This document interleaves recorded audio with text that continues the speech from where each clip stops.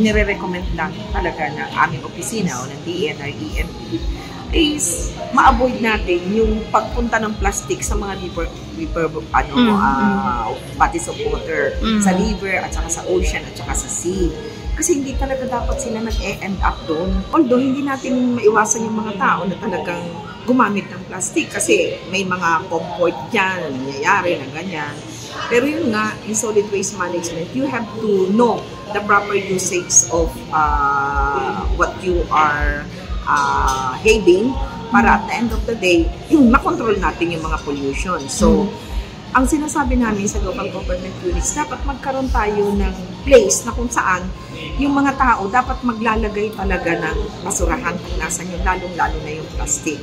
Kasi iniiwasan natin na mapapunta siya sa bodies of water kasi may epekto sa biodiversity sa tubig yung mga plastic na yan. At saka, my goodness, tignan naman natin kung makikita mo na palutang-lutang yung mga plastic sa tubig, di ba?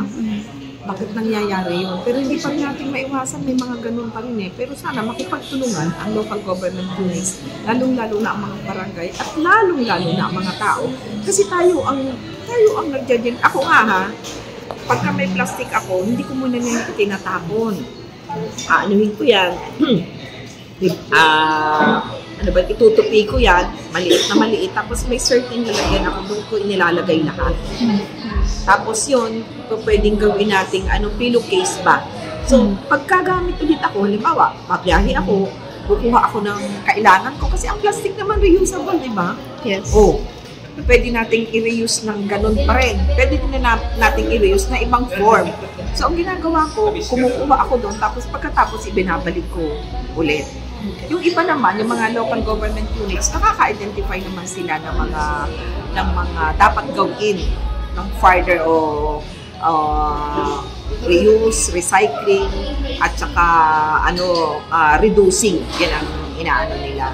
So, naniniwala naman ako sa kakayahan ng local government units to make this work. Lalo na yun sa plastic. At yan nga, dahil may EPR tayo, dapat menos-menos na rin ang paggamit ng plastic sa atin hanggat maaari. In Bicol Region, state of ground environment, okay naman tayo lalo na sa air. Okay. Kaya sinabi ko nga na tayo ang unang region na kapag-designate tayo ng attainment area. So, ibig sabihin ng attainment area, attain pa natin yung quality of water na meron tayo. It's good. Good yun, no? Hindi fair. Pag ang bulusan, namin, monitor, meron pa rin good, pero meron pa rin fair. So, that is as far as air quality management is concerned. Sa water naman, namamonitor naman natin ang lahat ng bodies of water natin dito. Kung sa isang local government units ay nagkakaroon ng problema sila, ini-inform namin ang local government units on what to do. Kasi area nila yun eh. No? Ma'am, few days ago, nagkaroon po ng massive fish kill in Camarines Sur because of poor water quality. So may we know the quality of water in Bicol Region? Bodies of water. Doon sa particular na area na yun, yes, po. Pinuntahan yun ng PEMO namin, yung aming Provincial Environment and Management Office, kasi satellite office namin yan na nandun sa Kamsur. Pagmamanan ka nun para immediate ang pag-ano namin sa mga issues, pinuntahan ka agad nila yan. At because that is fish kill, di ba?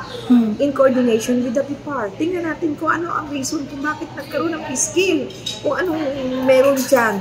So, kinukuha pa namin ang detalye doon sa fish kill na yun. But as far as quality of water is concerned, which is for the EMB naman, so, nirecommend nila na kung maaari daw yung body of water na yun, dagat yata yun, hindi ko na matanda kung anong bay, kailangan daw yun ay in 2026 mabigyan ng assistance in the monitoring of water quality, which we are working right now para ma-include siya sa program natin ng 2025. 6 tons of garbage per day sa buong Bicol region yan. But that is different, different municipalities kasi in every municipalities nagagawa sila ng waste characteristic and waste analysis and characterization study.